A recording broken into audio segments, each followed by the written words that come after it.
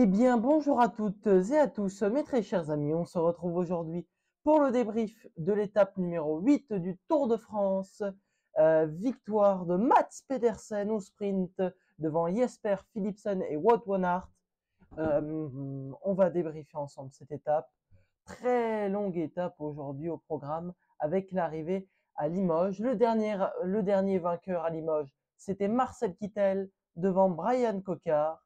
Et malheureusement pour Bryan Coquard, il n'a pas réussi à reproduire l'exploit qu'il avait fait en 2016 et il termine sixième. Le profil de l'étape aujourd'hui, avant que je vous parle du profil, bien évidemment, n'hésitez pas à liker, commenter, partager et à vous abonner. C'est important. Plus que 11 abonnés avant le cap des 200, ça me ferait extrêmement plaisir. J'espère qu'on arrivera à l'atteindre avant la fin du Tour de France. On verra bien. Mais ça serait super cool. Merci à ceux qui le feront.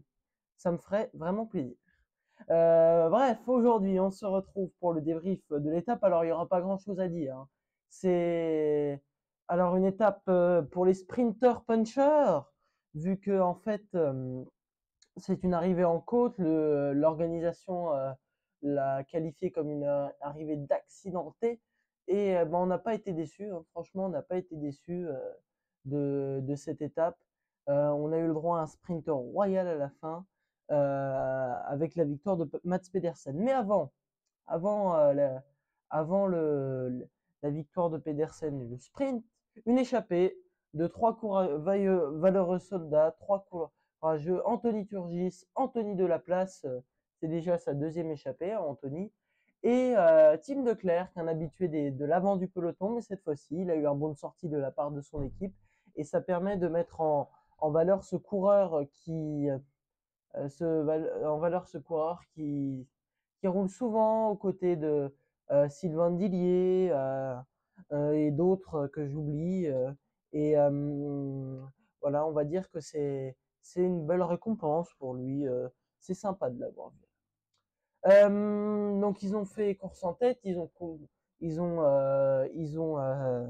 compté à peu près 5 minutes d'avance, grand maximum, sur le peloton. Et puis après, bah, comme d'habitude, alors ils ont passé le sprint intermédiaire, les difficultés, il y avait quelques difficultés au programme. Et dans le final, ils se sont fait reprendre. Et on a eu le droit à un très beau sprint. Et c'est le valeureux Mats Pedersen qui s'impose devant Jesper Philipsen et Wout van Aert. Wout van Aert qui avait fait un objectif cette étape. Malheureusement pour lui, il n'y arrive pas. Les Jumbo qui n'ont toujours pas remporté une seule étape alors que leur compteur était à 6 victoires d'étape lors du Tour 2022. Et donc ça commence à faire beaucoup pour cette formation. Mais demain, peut-être que ils vont réussir à s'illustrer mieux. À mieux s'illustrer. On va en parler juste après. Et enfin, pour terminer, bah, moi je vais mettre mes deux flops entre guillemets de cette étape. C'est Binyam Guermey, je suis déçu. Je pensais qu'il allait faire mieux. Et Bryan Coquard, même chose. On l'attendait aujourd'hui et puis bah malheureusement, il a pas réussi à aller plus vite que les autres, quoi, malgré malgré le travail de son équipe. On les a vus rouler à l'avant du peloton et malheureusement le coq n'arrive toujours pas à décrocher sa première victoire d'étape sur le Tour de France.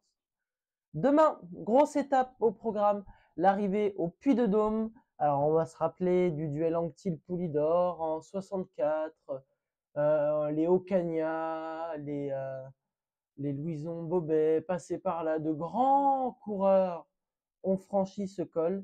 Et là, plus de 30 ans après son dernier passage, le Tour de France repasse au Granon. Alors, c'est une montée assez régulière dans son début.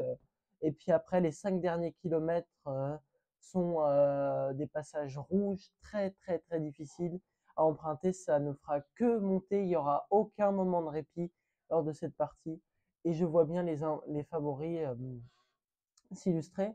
Mon favori pour cette étape, Jonas Vingegaard, après la leçon donnée par Pogacar au plateau de Solaison, je pense que Vingegaard va réagir et avec l'effectif qu'ils ont dans la formation Jumbo-Visma, je pense qu'il est capable de gagner. J'espère aussi voir les Français à l'avant.